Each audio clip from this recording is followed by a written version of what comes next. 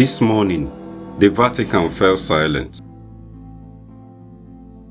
The world lost a man who spoke louder than most, even in whispers. This is the life, legacy, and mystery of Pope Francis.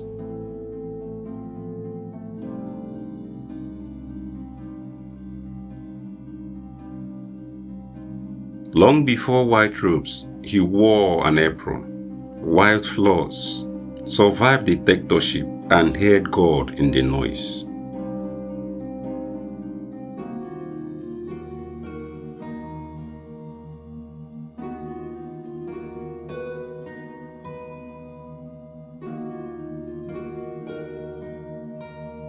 He became the Pope of the poor, the rebel in the rope.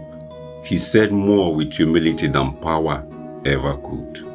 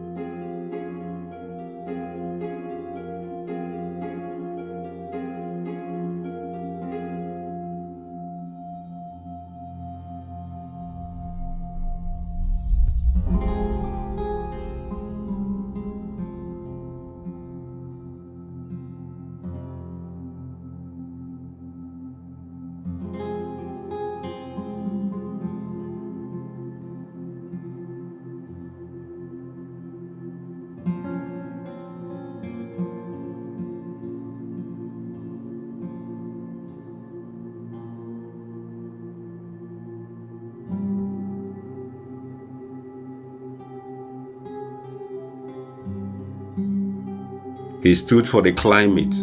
He embraced Muslims. He challenged capitalism. He redefined what it meant to be Catholic. Not everyone welcomed him. Some called him too soft, some too political, and even dangerous. But Francis never folded.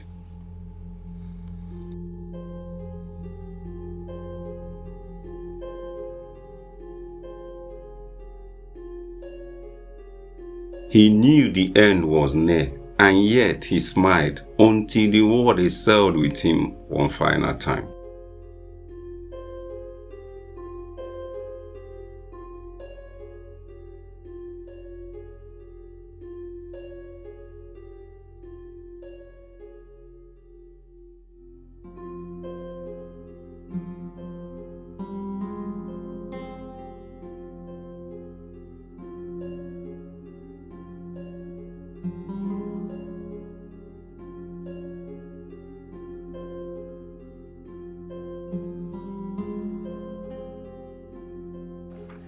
He wore no crown of gold, but tons of choice. A whisper in noise, a soul with voice. He dared to bend where others broke. A flame in wind, a bridge of hope. And though he's gone, he leaves no night, only the weight of his infinite light.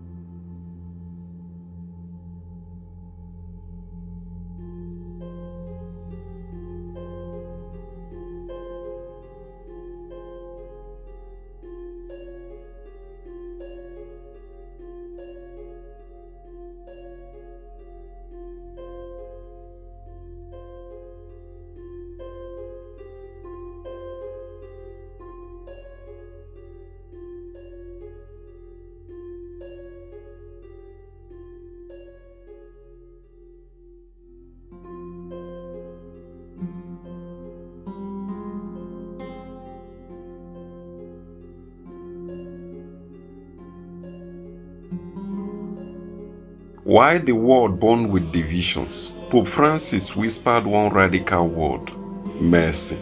He washed the feet of Muslim refugees. He embraced the homeless before politicians. He didn't just preach humility, he lived it. When asked about homosexuality, he didn't quote dogma. He said in simple words, "Who am I to judge?" With these 5 words, Pope Francis cracked the Vatican icy posture wide open.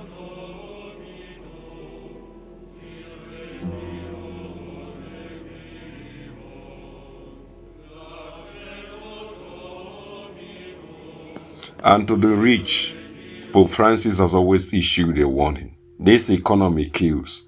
And to the climate crisis, he raised the pastoral alarm, reminding us all that creation is sacred and fragile.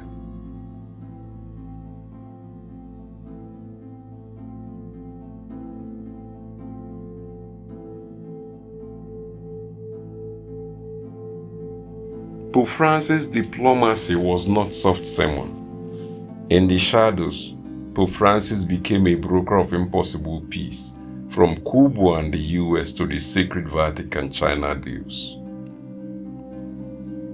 Francis was the only global leader welcomed by both Joe Biden and Vladimir Putin, not as a politician, but as a necessary moral force. In a world where power speaks loudest, Francis was the whisper that shifted tectonic plates. But you cannot cleanse a palace without drawing blood. Inside the Vatican, traditionalists called him dangerous, a destroyer of doctrine. Secret memos, public defiance, cardinals in revolt. Francis was reforming system. He was threatening kingdoms. He smiled in public, but in private he walked through betrayal daily. Even saints are stained. Under Pope Francis, the abuse scandal didn't vanish. It darkened. He was slow to act. Critics were merciless. He spoke of zero tolerance, but victims demanded more than words. Justice required fire, and Pope Francis at times brought only smoke. Then came the Amoris document, a document so controversial it nearly split the church. Divorced Catholics. For some, it was Christ-like. For others, it was heresy. He tried to unify, but every step towards mercy split the faithful. To progressives, he was the first pope who made them believe again. To conservatives, he was a saboteur cloaked in white. Francis stood alone, not because he wanted to, but because he had to. As the body weakened, his words sharpened. He spoke of dying planet, a soulless economy, a church addicted to judgment. He wasn't asking for applause. Pope Francis was preparing for legacy.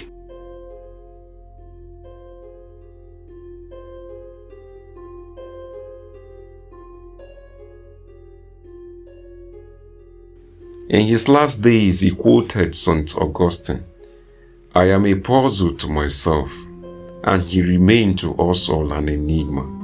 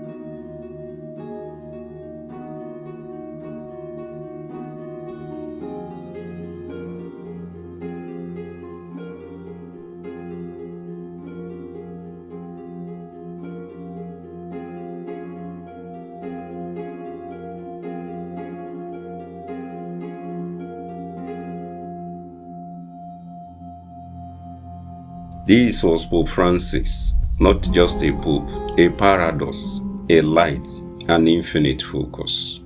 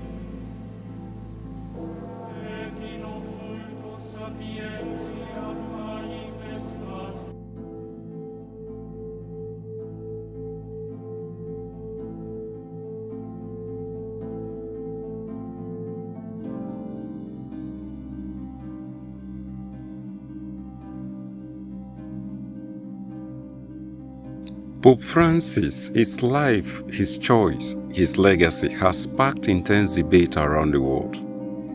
But here is the real question. Was he the Pope the world needed, or the Pope the world feared? His final message was clear, but for some, his actions spoke louder than words. Now, we want to know what you think. Drop your thoughts below. Let's talk about it. And if you think this is worth sharing, if you think he was a light to you, don't hesitate. Spread the word.